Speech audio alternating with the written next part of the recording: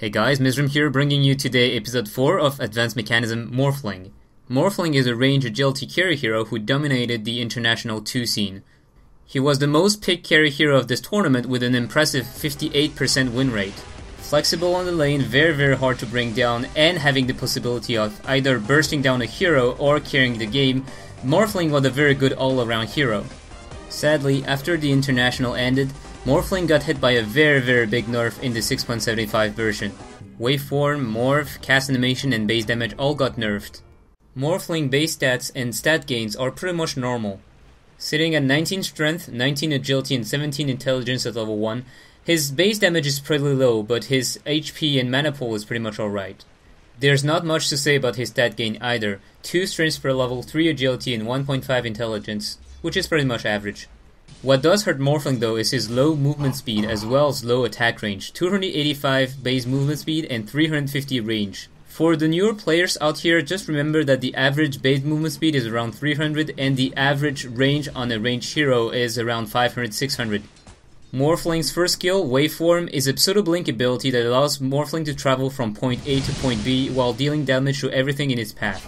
The maximum range and cooldown stays the same across all levels, while the damage done and the mana cost increase. Morphling used to be able to use his abilities, his items, or his attacks while being in the Waveform, but this is no longer the case as of 6.75. While it may seem like a minor change, it decreased his DPS output by a lot. Usually, you would be able to Waveform, deal one auto attack while in the Waveform as well as dealing another auto attack right after Waveform ends, thus dealing not only the damage from the Waveform nuke, but also 2 auto attacks with that. It also made the target of your shotgun combo a lot less obvious since you didn't have to use the Ethereal Blade before jumping into the Waveform. Unlike Void's Time Walk, Waveform disjoint projectiles. You can still apply the same trick to avoid undodgeable projectile like Spam Stormbolt by rushing into it. While in the Waveform, you're invincible and untargetable. That means you can go through any kind of AoE disable, such as Void's Chronosphere, and also if you go through, for example, the Power Cogs, you are not gonna get pushed back. Morphling's second skill, Adaptive Strike, looks way more complex than it is, really. To explain it simply, the more agility you have, the more damage you will do, the more strength you have, the longer the stun will last. If you go over the threshold, which is 1.5 the other stats value, you will deal either the maximum damage and the minimum stun duration, or the maximum stun duration and the minimum damage. A simple example would be if you had 100 points to share between strength and agility, the threshold value would be 60-40, so anything above this, like a 70-30 or 80-20, will be above the threshold. Note that you will always at least min-stun the target, so it is useful to interrupt channeling spells. The mana cost and cooldown stays the same across all levels, and the stun duration as well as the range and the damage increase. The damage dealt is magical and it's single target, so it will get blocked by Lincoln Sphere as well as BKB. Now into Morphling's most interesting spell, Morph. Leveling Morph passively increases your agility and your strength as well as increasing the speed of your Morph.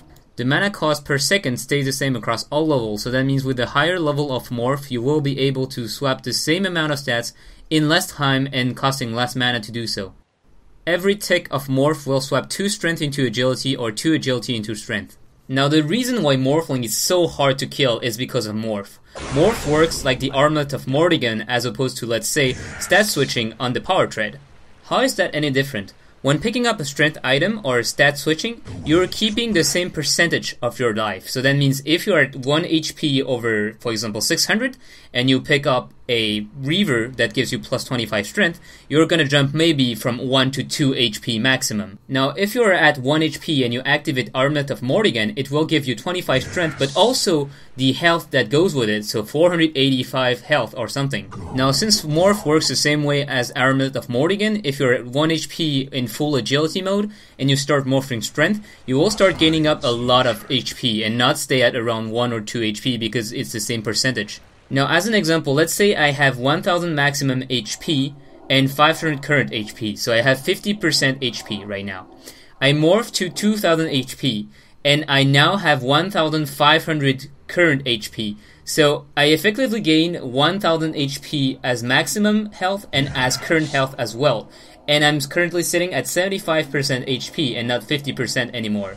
Be careful though, because the other way around is true as well. So if you are at 500 HP out of 1000 and you morph to 500 HP maximum, you will sit at 1 HP. You cannot go to 0 HP or under it. So you cannot kill yourself by using morph, but you will still stay at 1 HP.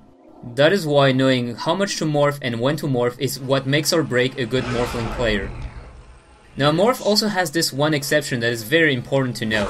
Like any other tuggable spells, your morph will still be active if you get stunned while using morph, such as for example if you're stunning Pudge while he's rotting, he will still be rotting during the stun duration.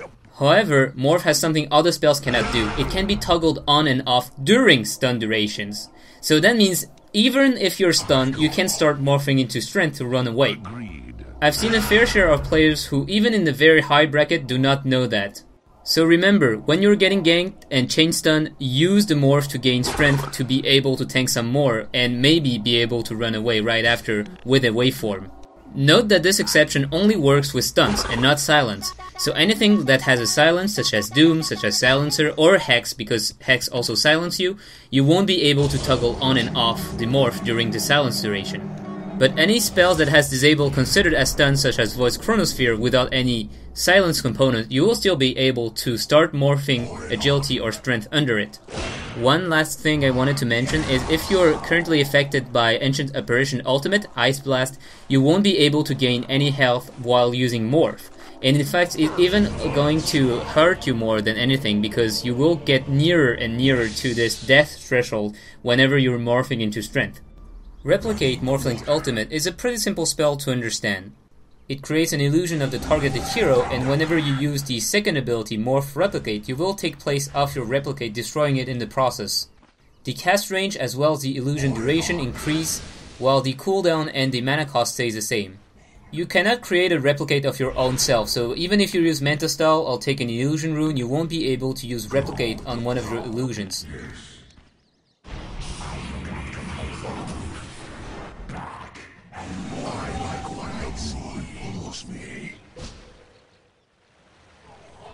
The Replicate illusion is quite strong on its own. It only deals 50% damage, but also only receives 100% damage, making it as tanky as a real hero.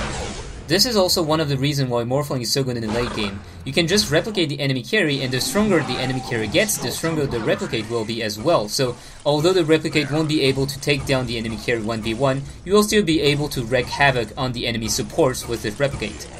And when you're not using it in direct engagement, you can side push a lane and use the replicate to follow your team, and just morph replicate whenever the team feels like pushing. A late game Morphling with boost of travel as well as replicate up is just one of the most mobile hero in the game. You can also use replicate on an enemy or ally illusion, it will work just the same. Just remember not to waste replicate on someone who is a Lincoln Sphere because it will block the spell and not create any illusion. Last thing to say is that replicate actually gets replaced by morph replicate when there's a replicate up, so you cannot use replicate on two different heroes if you have, for any kind of reason, a refresher orb. Before closing on this video, I wanted to talk about the shotgun combo very briefly for newer players. The shotgun combo is the combination of Ethereal Blade, Waveform, as well as Adaptive Strike.